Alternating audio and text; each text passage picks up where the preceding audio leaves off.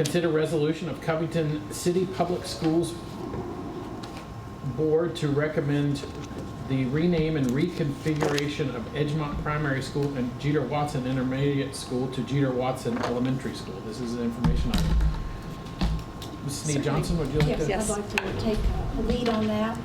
Thank you all for the opportunity to discuss this evening. Covington School Board did take action on June 28th to consider the consolidation of Edgemont Primary and Jeter Watson Intermediate for academic year 22-23 as a K-7 school. There have been talks since the consolidation began about 23-24. It would be a consolidated school, one principal, K-5. But our board and I feel that it would be good to have that opportunity happen now. And I would let you all know that we have consulted with the Department of Education.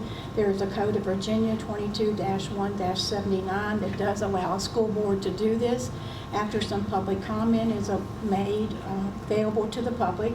And I'd just like to ask you all to see what you think, and we need direction about how to proceed with a hearing that is required by the Code of Virginia. And that hearing period, Ms. Snead-Johnson, is 10-day period? Yes, it is a right? 10-day, yes.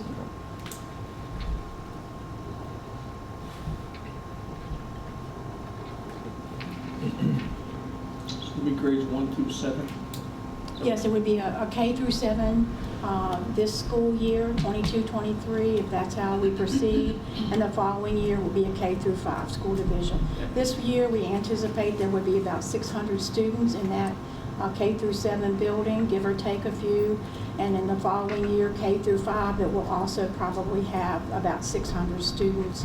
And one principal and one assistant principal would be code SOQ information.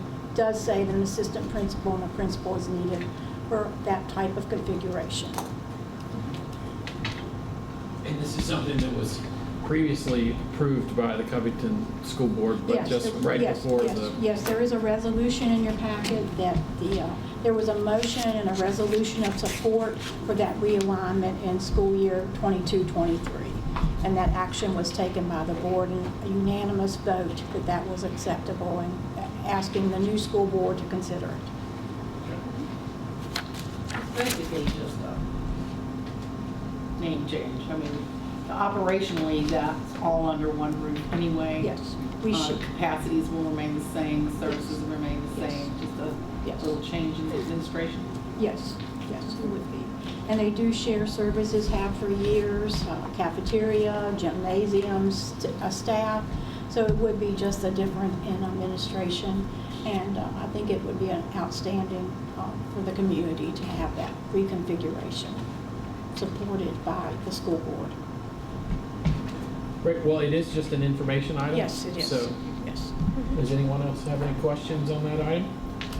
It's something we'll talk about again on our August 8th meeting, is that? Yes, and we'd like to see how you all would like to proceed this evening with the public hearing. Would that be, we just need consensus to proceed with that 10-day public hearing. That could theoretically be accomplished at the August meeting, which could theoretically then allow the school year to begin Yes. with the name change in place, if that's the intention of the board, and something the board wants to consider in early August. So, we could make this an action item, is that what we're, next one? We just need direction from you to establish the public hearing, correct? That's correct. Is Yeah. everybody on board for creating this public hearing? And the advertising and such could just be timed to where it could Yes. coincide. Yes, yes. Absolutely. Okay, so can I have a straw poll here that everyone seems on board with that, correct?